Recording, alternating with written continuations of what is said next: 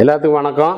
நம்ம தமிழ்நாட்டில் பெரிய லெவல்ல இப்போதைக்கு திருப்பரங்குன்றம் இஷ்யூ ஓடிட்டு இருக்கு. இது இஷ்யூ இல்ல, இது நம்ம ஆளும் அரசு கொண்டு வந்த ஒரு பெரிய தேச துரோகம்னு சொல்லலாம். ஏன் அதை தேச துரோகம் அப்படின்னு சொல்லலாம்னா, ஒரு நாட்டில் அரசியலமைப்பு சட்டம் ஒன்று இருக்கு, அதுக்குன்ட்டு ஒரு நிர்வாகம் இருக்கு. அந்த நிர்வாகத்தையும் மக்களையும் ஒன்றிணைக்கக்கூடியதுதான் என்னது கான்ஸ்டிடியூஷன். நம்ம வந்து ஒவ்வொருத்தரும் இப்படிதான் இருக்கணும், இப்படிதான் செயல்படணும் அப்படின்னு ரெகுலரைசேஷன் பண்றது. இதுல நீதிமன்றமும் நம்மளை வந்து என்ன செய்யுது, கான்ஸ்டிடியூஷனுக்கு எதிராகவோ இல்ல சட்டத்திட்டங்களுக்கு எதிராகவோ செயல்படும் போது அதை வந்து சரியான வழியில திசை திருப்புறதுதான் நமக்கு என்ன செய்யிருக்கு, நீதிமன்றமும் காவல்துறையும் இருக்கு. திருப்பரங்குன்ற விஷயத்தை நம்ம எடுத்துக்கிட்டோம்னா, நீதிமன்றம் என்ன சொல்லுது, இந்த இடத்துல வந்து மலை உச்சியில தீபம் ஏற்றலாம். தீபம் ஏற்ற நம்ம தமிழர்களின் கலாச்சாரம். இப்போதைக்கு தான் நம்ம வந்து இந்து கிறிஸ்டின் முஸ்லீம் சொல்லிட்டு இருக்கோம். அந்த கலாச்சாரத்துல அந்த மலை உச்சியில வந்து நம் முன்னோர்கள் வந்து என்ன செஞ்சிருக்காங்க, கல்லுல ஒரு தூணை வச்சு திரிய போட்டு பெருசா போட்டு அதுல தீயை ஏற்றி வழிபடுவாங்க அந்த தீப திருநாளோட.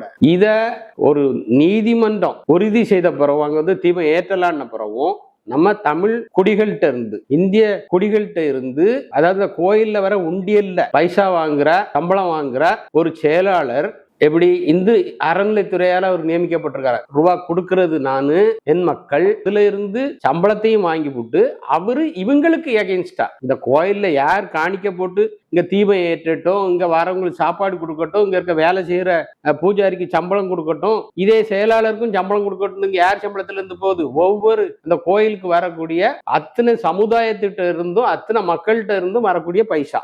இந்த பைசாவை வாங்கிக்கிட்டு இந்த மக்களுக்கு எதிராகவே இப்ப என்ன செய்யறான், கோர்ட்ல போய் ஒரு செயலாளர் சொல்றான், இதுக்கு அவ்வளவு காரணம் யாரு, அரசால் நியமிக்கப்பட்ட இந்த அறநிலைத்துறை. இந்த அறநிலைத்துறை வந்து இந்துக்களுக்கு அறம் செய்ய துறையா இல்ல இந்துக்களை அழிக்கும் துறையான்னு தெரியல.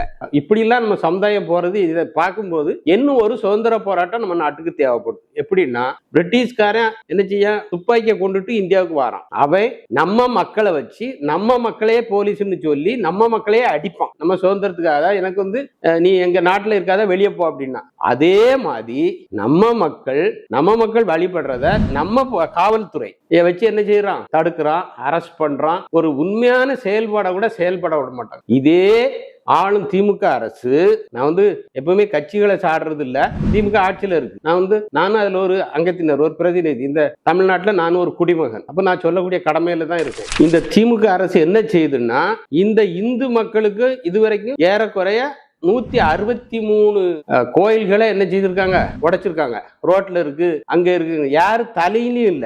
சுதந்திரத்துக்கு பிறகு இவ்வளவு காலம் ஆகி எந்த அரசாது, எந்த மானங்கட்ட இந்திய அரசாது, அப்ப கான்ஸ்டிடியூஷனை எவனுமே மதிக்கல எந்த அரசும். அதுக்காக நான் அந்த அரசு இந்த அரசுன்னு சொல்ல மாட்டேன். இது வரைக்கும் ஒரு கோயில் கட்டல.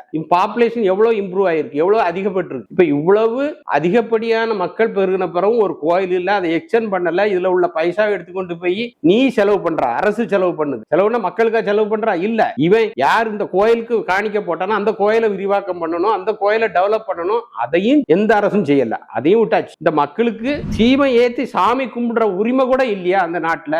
எப்படி சுதந்திர போராட்டம் பண்ணிச்சோ அதே மாதிரி இன்னொரு சுதந்திர போராட்டம் தேவைப்படுது. அநியாயம் பிடிச்ச இதெல்லாம் இவங்கெல்லாம் யாரு அப்படின்னாக்கா, யூதர்கள் கிறிஸ்டின் நினைச்சுக்கிறாங்க. யூதர்களின் எச்சங்கள் இன்னைக்கு நம்ம நாட்டை ஆண்டுகிட்டு இருக்கு. யூதர்களின் எச்சங்கள் தான் அப்போ சுதந்திரம் வேண்டாம்னா அவங்ககிட்ட சுதந்திரத்தை கொடுத்துருக்கு. இதுக்கு நம்ம மானங்கட்ட இதுல பாயிண்ட், மானங்கட்ட தமிழர்கள் வந்து இந்த யூதர்களின் எச்சத்துக்கு நம்ம ஓட்டு போடுறோம். இது வந்து நமக்கு எத்தனை பெர்சன்டேஜ் இருக்கான்னு பாருங்க. பெரும் குடிகள்னா ஒவ்வொரு தமிழ் குடிகளும் பாத்தீங்கன்னா இது வந்து ஒன்லி ஜாதி அப்படிமா. ஜாதி கிடையாது. ஜாதிங்கிறது இது வந்து ஒவ்வொரு கலாச்சார குழு. ஒரு வீட்டுல ஒரு கல்யாணம் வச்சா ஒரு குழு இருக்கும், ஒரு விதமா பண்ணுவான். இன்னொரு இடத்துல ஒண்ணு, ஊருக்கு ஊரு கூட வித்தியாசப்படும். இது கலாச்சாரத்தின் அடையாளம். கோயிலும் அதுதான். இதை அழிக்கணுங்கிறதுக்காக யூதர்களால் அனுப்பிவிக்கப்பட்ட எச்சங்கள் தான் இன்னைக்கு நம்ம ஆட்சியில அமைச்சு வச்சிருக்கோம். சரியான அறிவுபூர்வமா திங்க் பண்ணாம நம்ம மக்கள் வாக்களிச்சு பைசாவுக்காக ஒரு 2000 ரூபாய் 1000 ரூபாய் தாராங்கிறத வாக்களிச்சு நம்மளே நமக்கு எடுத்துக்கிடுறோம். நம்ம கண்ணுலே நம்ம சூனியம் வைக்கிறோம். நம்ம கையை வச்சே நம்ம கண்ணை குத்திக்கிடுறோம். இந்த நிலை மாறணும். இவன் நீ தான் ஆளணும் நான் தான் ஆளணும்னு சொல்லல. நமக்கு இடையூறு பண்ணாம, இந்த பெரும்பான்மை மக்களுக்கு இம்சை பண்ணாம ஒரு நேர்மையான ஆட்சி, ஆளக்கூடிய ஆட்சி வரணும். இதுவரைக்கும் காமராஜ் ஆட்சியில கொண்டு வந்த ஒரு திட்டம், ஒரு அணைக்கட்டு, வளர்ச்சி திட்டங்கள் இருந்து இன்னைக்கு எந்த வளர்ச்சி திட்டமும் செய்யாம, எதையும் பண்ணாம அவன் குடும்பத்தை மட்டும் வளர்த்து வச்சிருக்கான். நம்ம பொதுமக்களை யாருமே வளர்க்கல. ஏன்னா ஒன் குடியில இருந்து ஒரு தான் நாங்க தலைமை சேர்த்து வைக்கல. 0.001% இருக்க ஒரு தலைமையை கொண்டு வச்சா கட்சியை சொல்லல, தனிப்பட்ட குடும்பத்தை சொல்றேன். அவன் என்ன செய்வான்? அவனுக்கு இந்த மக்களை பத்தியே தெரியாது. இவனை பத்தி என்ன இருக்கு? உன் வீட்டுல இருந்து, உன் அண்ணன் தம்பியில இருந்து, உன் அக்கா தங்கச்சியில இருந்து ஒருத்தர் தலைமையில வந்திருப்பான்னா என்ன செய்வான்? நம்ம பிள்ளைகளு நம்ம குடும்பம்னு தெரியும். அது தெரியாததுனால நாம அதை அறியாம ஓட்டு போட்டதுனால இந்த அவல நிலைக்கு வரோம். மீண்டும் இந்த மாதிரி அவல நிலை வராம இருக்கணும்னா மக்களே சிந்திங்க,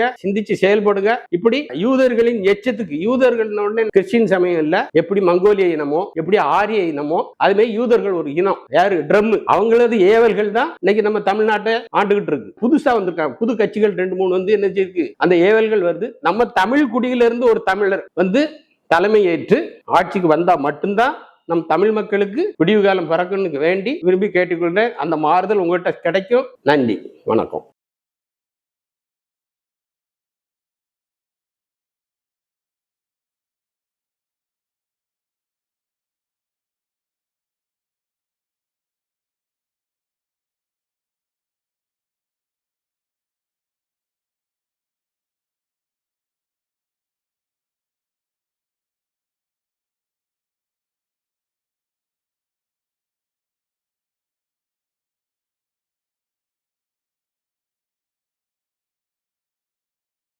இப்ப ஏரிக்கரையில ஒரு வசிக்கானா அவன் பாவம், அவன் கஷ்டம். ஒரு பறவை மரத்துல வசிக்குன்னா அதுக்கு வந்து இடம் இல்ல, மரத்துல போய் வசிக்கி. அதே மாதிரி ஏரிக்கரையில்னா அவனுக்கு ஒன்னே மாதிரி காசு கொடுத்தோ இல்ல லோன் போட்டோ வீடு வாங்க முடியாது. அதுவும் பாவம் ஏரிக்கரையில வைக்க இல்ல ஓடக்கரையில வந்து உட்கார்ந்துருக்கு. அது இருக்க இடமே கஷ்டமான இடம். அதையும் துன்புறுத்த மாதிரி நம்ம என்ன செய்யும்? அப்போ ஒரு கோயில் நீ